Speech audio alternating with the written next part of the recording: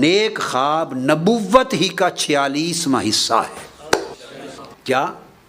نیک خواب نبوت ہی کا 46واں حصہ ہے، نبوت کا حصہ قرار دے دیا تاکہ حضور علیہ السلام کی اگر زیارت ہو تو عین حضور ہی کی زیارت سمجھی جائے، نبوت کا حصہ بنا دیا۔ بائی دی وے بات آ گئی، میں ضمناً کلیئر کر دوں 46واں حصہ کیوں فرمایا؟ اس لیے کہ حضور علیہ السلام کی نبوت اور بعثت کی ابتدا ہی نیک خوابوں سے ہوئی تھی۔ غار حرا کی وحی اترنے سے پہلے تسلسل سے کثرت کے ساتھ آقا علیہ السلام کو رؤیا صالحہ شروع ہو گئے تھے، نیک خواب کثرت سے آنے لگے تھے، اور نیک خواب کثرت سے آتے رہے۔ اسی حال میں پھر اگلی بات سنیے، جب خواب نیک آنے لگے تو آقا علیہ السلام کی طبیعت شہروں سے اچاٹ ہونے لگی۔ جب اعلان نبوت ہو گیا تو اس اعلان نبوت سے لے کے وصال تک جو پورا زمانہ بعثت کا رہا، کتنے سال رہا؟ 23 برس، موٹا عدد، کتنے سال؟ 23 برس کو آقا علیہ السلام نے 2 سے ضرب دے دی تو کیا بن جاتا ہے؟ 46۔ فرمایا میری نبوت کا حصہ 23 برس رہا، کیا؟ تو 23 برس مجھ پر وحی آتی رہی، مجھ پر 23 برس وحی آتی رہی۔ اب رہ گیا خواب، نیک خواب، اس خواب نیک خواب کا میری وحی کے ساتھ، وحی الہی اور نبوت کے ساتھ رشتہ کیا ہے؟ اس 23 کو 2 سے ضرب دے دو، یعنی نصف کر دو، تو یہ 46واں حصہ حقیقت میں نصف ہے۔ تو فرمایا کہ اب امت میں قیامت تک جو لوگ طالب ہوں گے، اب فرق صرف یہ تھا کہ جب ظاہری حیات تھی تو طالب بھی دیکھتے تھے، غیر طالب بھی دیکھتے تھے، سالک بھی دیکھتے تھے، غیر سالک بھی دیکھتے تھے۔ ابو بکر، عمر، عثمان و علی رضوان اللہ تعالی علیہ مجمعین یہ بھی دیکھتے تھے، سلمان و بلال بھی دیکھتے تھے، اور ابو جہل و ابو لہب جیسے کفار بھی دیکھتے تھے، طلب والے بھی دیکھتے اور طلب نہ رکھنے والے بھی دیکھتے۔ فرق یہ تھا۔ اب آقا علیہ السلام کو اب بھی دیکھا جاتا ہے، دیکھنے والے دیکھتے ہیں، اور حق ہے دیکھنا، جو اس کا انکار کرے یہ کفر ہے، یہ محض گناہ ہی نہیں بلکہ یہ عقیدہ صحیحہ ہے، یعنی رؤیا صالحہ اور خواب کا انکار کرنا قرآن کی نص کا انکار ہے۔ حضور علیہ السلام اب بھی دکھائی دیتے ہیں، مگر فرق صرف یہ ہو گیا، وہ جو غیر طالب بغیر طلب کے دیکھنے والے تھے وہ بین ہو گئے، اب جو سچے طالب ہیں وہ دیکھتے ہیں۔ اور سچے طالب کون ہیں؟ جو سالک ہیں، جو رحلت پر ہیں، جو سفر طے کر رہے ہیں، اور سفر طے کرنے کا مطلب جو قدم بقدم آگے بڑھ رہے ہیں۔ ہم بہت سے لوگ ملتے ہیں، روتے ہیں کہ مجھے اتنی مدت گزر گئی، زار و قطار ہوتے ہیں حضور علیہ السلام کی زیارت کی آرزو کرتے ہوئے، تو آپ دعا فرما دیں، وظیفہ بتا دیں، حضور کی زیارت ہو جائے۔ ان کی خواہش پر وظیفہ بتا دیتا ہوں، مگر سب وظیفوں کا اصل وظیفہ آپ کو بتا رہا ہوں، سب وظیفوں کا اصل وظیفہ بتا رہا ہوں۔ ہر شخص یہ کہنے والا روتا ہے اور کہتا ہے کہ 20 سال ہو گئے، 10 سال ہو گئے آرزو کرتے ہوئے کہ آقا علیہ السلام کی زیارت نہیں ہوئی۔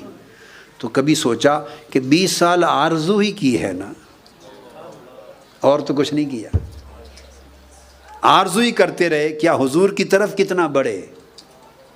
وہ صرف آرزو کرنے سے نہیں ہوتی، آقا علیہ السلام کی طرف بڑھنے والوں کو ہوتی ہے۔ کتنا بڑے؟ اگر 20 سال تسلسل سے حضور علیہ السلام کی طرف بڑھتے رہے ہوتے، سفر جاری رکھتے، سالک ہوتے اور طریق پہ چلتے رہتے اور آگے بڑھتے رہتے، جیسے دریا بڑھ رہا تھا، نہر بڑھ رہی تھی، اور آپ چلتے رہتے، تو آپ تو اتنے قریب ہو چکے ہوتے کہ شاید پردہ ہی اٹھا دیا جاتا۔ حدیث پاک ہے صحیح مسلم میں کہ آقا علیہ السلام نے فرمایا، سیدنا ابو ہریرہ رضی اللہ تعالیٰ عنہ روایت کرتے ہیں کہ اللہ تعالیٰ جب کسی بندے سے محبت کرتا ہے، جب کسی بندے سے محبت کرتا ہے تو جبرائیل امین کو بلاتا ہے، تو فرماتا ہے جبرائیل حدیث پاک میں، ان اللہ اذا احب عبدا دعا جبریل فیقول له انی احب فلانا فاحبہ، جبرائیل کو آواز دے کے بلاتے ہیں اور فرماتے ہیں کہ جبرائیل میں فلاں بندے سے محبت کرتا ہوں، مجھے فلاں بندے سے محبت ہو گئی ہے۔ اللہ کو بھی محبت ہوتی ہے، اللہ کو بھی محبت ہوتی ہے، تو فلاں بندے سے محبت ہو گئی ہے، تو اے جبرائیل تو بھی اس سے محبت کر۔ ان اللہ یحب فلانا فرماتے ہیں اللہ تعالیٰ، تو بھی محبت کر، فحببہ تو بھی، فیحبہ جبریل، پھر سب سے پہلی محبت اللہ کے حکم پر جبرائیل کرتے ہیں اس سے۔ یہ متفق علیہ حدیث ہے، صحیح بخاری مسلم کی متفق علیہ۔ پھر حکم دیتا ہے اللہ تعالیٰ آسمانوں میں جا اور تمام ملائکہ کو ندا کر دے، فینادی جبریل فی اہل السماء ان اللہ یحب فلانا فاحبوہ۔ آسمانوں میں اللہ پاک کے حکم کی ندا ہوتی ہے کہ اللہ فلاں بندے سے محبت کرتے، اے فرشتوں تم بھی محبت کرو، تو فرشتے بھی محبت کرنا شروع کر دیتے۔ تو بندے سے محبت کی ابتدا آسمانوں پر ہوتی ہے۔ فَيُحِبُّهُ أَهْلُ السَّمَاءِ ثُمَّ يُودَعُ لَهُ الْقَبُولُ فِي الْأَرْضِ، اس کے بعد اس کی محبت لوگوں کے دلوں میں زمین پر اتاری جاتی ہے۔ اب یہاں ایک نکتہ یاد رکھ لیں، اور جو بتا رہا ہوں یہ متفق علیہ چیز ہے، یعنی سیدنا داؤد علیہ السلام نے یہی فرمایا، سیدنا موسیٰ علیہ السلام نے یہی فرمایا، سیدنا عیسیٰ علیہ السلام نے یہ فرمایا، آقا علیہ السلام نے یہ فرمایا حدیث میں، اور کل اولیاء اور صالحین اور ائمہ امت نے یہی فرمایا، اس پر کوئی دوسری رائے نہیں ہے۔ وہ یہ سوال پیدا ہوا کہ بندہ بھی اللہ سے محبت کرتا ہے، اللہ بھی بندے سے محبت کرتا ہے، تو پہلے محبت کس کی ہوتی ہے؟ ابتدا کس کی محبت سے ہوتی ہے؟ تو یہ چیز متفق علیہ ہے کہ ابتدا اللہ کی محبت کرنے سے ہوتی ہے۔ پہلے اللہ محبت کرتا ہے، اور اللہ جس بندے سے محبت کرتا ہے اسی دل کو اللہ سے محبت کرنے کی توفیق نصیب ہوتی ہے۔ اللہ کا محبت کرنا اس بندے کے لیے اس کی توفیق بن جاتا ہے۔ تو توفیق اللہ کی محبت کے بغیر نصیب نہیں ہوتی، پھر وہ اللہ کی توفیق سے اللہ سے محبت کرتا ہے۔ تو پہلے اللہ محبت کرتا ہے بندے سے، پھر بندہ اللہ سے محبت کرتا ہے۔ تو اللہ پاک اپنے بعض مقرب بندوں کو، اور جن سے وہ محبت کرتا ہے انہیں ان کا دوست کہا جاتا ہے، وہ اللہ کے دوست ہوتے ہیں، اس کو اولیاء اللہ کہا جاتا ہے۔ کیا کہتے ہیں؟ وہ اللہ کے ولی ہیں جن سے وہ محبت کرتا ہے اور جو اللہ سے محبت کرتے۔ اب آقا علیہ الصلوۃ والسلام ہمیشہ دعا فرماتے اور امت کو تلقین کرتے۔ اب جو سند بتا رہا ہوں، دعا میں اللہ رب العزت کی بارگاہ میں عرض کرتے اور امت کو سکھاتے، اللہم انی اسألک حبک وحب من یحبک۔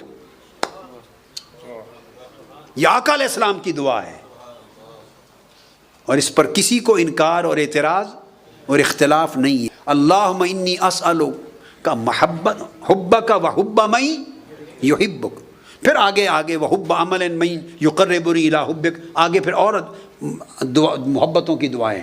اے اللہ تعالیٰ میں تجھ سے تیری محبت مانگتا ہوں، کیا؟ وحب من یحبک، اور ہر اس بندے کی محبت مانگتا ہوں جس سے تو محبت کرتا ہے۔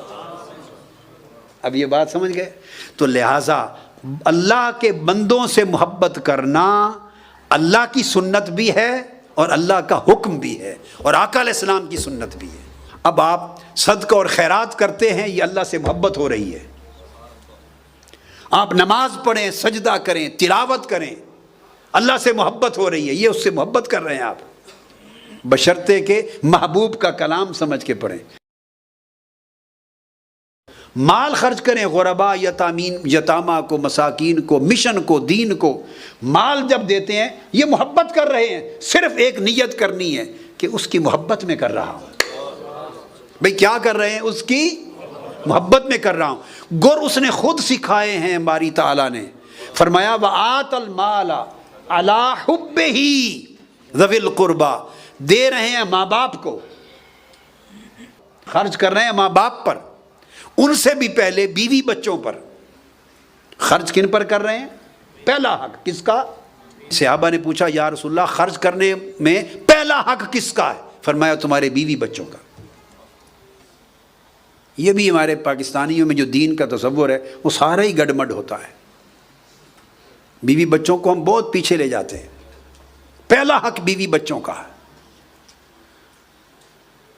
اور سب سے بڑا عظیم صدقہ وہ بیوی بچوں پر خرچ ہے. حد تک عید کے دن جو آپ خرچ ان کو دیں گے پاکٹ منی، وہ بھی عبادت ہے،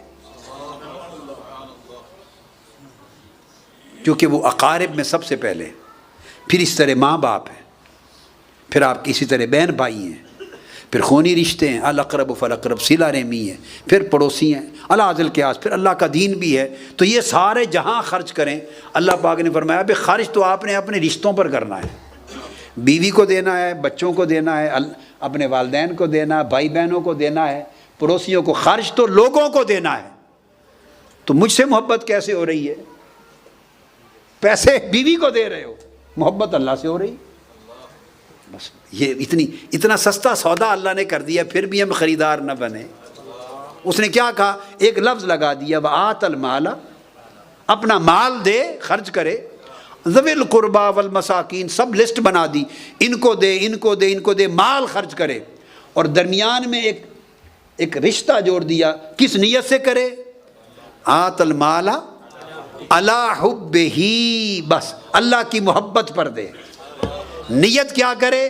بیوی بچوں کو بھی دے رہا ہو تو اللہ کی محبت میں دے رہا ہوں کہ میرے اللہ نے کہا ہے کہ ان کو خرچ اچھا کھلا دو تو میں خوش ہوتا ہوں. بس عبادت بن گئی. خونی رشتہ داروں سے محبت کریں، ان کی خدمت کریں، ان کی مدد کریں.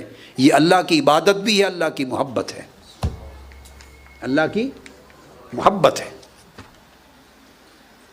آپ کہیں گے صلہ رحمی کہتے ہیں نا، یہ اللہ کی محبت کیسے ہے؟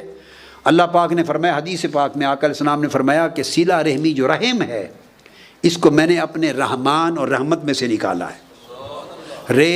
میم رحم، اس صلہ رحمی، جوڑنا خونی رشتوں کو. یہ جو رحم ہے جس کو جوڑنا ہے خونی رشتے کو، اس لفظ کو میں نے اپنی رحمت اور رحمان کے نام سے نکالا ہے اور میرے عرش کے ساتھ معلق ہے. تو جو خونی رشتوں کے ساتھ بلائی کرے وہ بھی اللہ سے محبت ہے. ہم کتنے لوگ ہیں آپس میں، بہنیں ہیں، بہنوں کی بھائی ہیں، رشتہ دار ہیں، ان کی آپس میں نہیں بنتی. تو سارے جہان میں نیکی کرتے پھریں، وہ اٹھا کے پھینک دی جائے گی. جو پہلی جگہ تھی وہاں نہیں کی تو دور کی نیکی کیا قبول ہوگی؟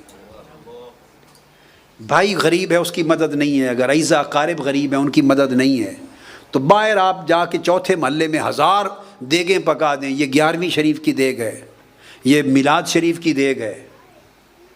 یہ سب اعمال صالحہ ہیں، خیرات ہیں، صدقات ہیں، حسنات ہیں، ان کی برکات ہیں. مگر یہ تو بڑھ چڑھ کے کر رہے ہوں. اور غریب قریب خونی رشتہ دار آپ کے، بہنیں، سگی بہنیں، آپ کو اللہ نے فراوانی دی ہے، اس لیے دیگیں پکاتے ہیں نا، خرچ کرتے ہیں. ادھر یتیم خانے میں دے رہے ہیں، مساجد میں خرچ کر رہے ہیں بڑھ چڑھ کر. اور سگی بہن ہے، سگے بھائی ہیں، والدین ہیں، خونی رشتے ہیں، اعزا اقارب ہیں، ان کو خرچے کی ضرورت ہے، جائز ضروریات، اور وہ محتاج ہیں، ان کی پرواہ نہیں ہے. تو اللہ پاک فرمائے گا پھر میں تمہارے باقی خیرات کی پرواہ نہیں کرتا. اس لیے صحابہ کرام کا، تابعین کا، ائمہ حدیث کا، اولیاء کا عمل تھا. فن حدیث میں کہتے ہیں کہ اس کو اس وقت تک محدث نہیں کہتے تھے جو وہ اپنے سے بڑے سے اور اپنے سے چھوٹے دونوں سے روایت نہ کرے. اب یہ ظرف رہ گیا آج کسی کے پاس. محدث نہیں کہتے.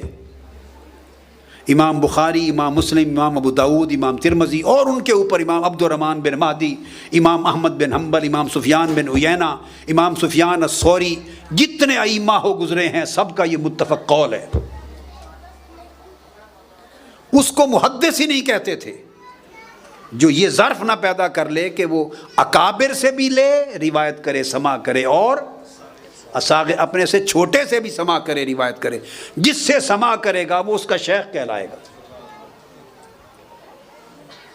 جس کا اتنا ظرف نہ ہو جائے کہ اپنے سے چھوٹے، جو مرتبے میں عمر میں چھوٹا ہے، اس کو بھی شیخ بنا لے. اس میں نکتہ یہ ہے، یہ نفس کو مارنا ہے. یعنی اسے محدث کا ٹائٹل نہیں دیا. یعنی حضور علیہ السلام کی حدیث کی شان نے اپنی نسبت اس شخص کے لیے گوارا نہیں کی جس کا ظرف اتنا اعلیٰ نہیں ہے کہ وہ بڑے اور چھوٹے سب سے نہ لے سکے. اس کا مطلب وہ نفس میں مبتلا ہے، گرفتار ہے. ائمہ حدیث نے کتب لکھی ہیں فن حدیث، اصول حدیث میں، روایت الاکابر عن الاصاغر،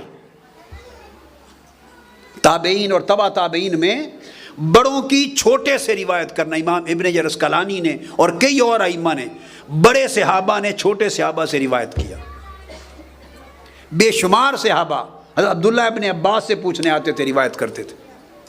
اور سیدنا عبداللہ ابن عباس جب آقا علیہ السلام کا وصال ہوا تو ان کی عمر 9 سال کے قریب تھی. صحابہ جاتے اہل بیت کے افراد کے پاس، اہل بیت جاتے اکابر صحابہ کے پاس لینے کے لیے. اور اگر پتہ چلتا کہ وہ بند ہیں، دروازہ بند ہے، نہیں نکلے تو نوک نہیں کرتے تھے. اب میں اگلا ادب بتا رہا ہوں صحبت کا. جو لینے کے لیے جہاں جائیں تو نوک نہیں کرتے تھے، بے آرام نہیں کرتے تھے. اپنی طلب میں اگر عجلت ہے تو ترک استعجال یہ تربیت کا پہلا قدم ہے. ترک استعجال کہ جو مانگنے گئے اس میں جلدی ہو، جلدی ہو جائے، جلدی ہو جائے. یہ جلدی جلدی کرنے والے کبھی کچھ نہیں پاتے.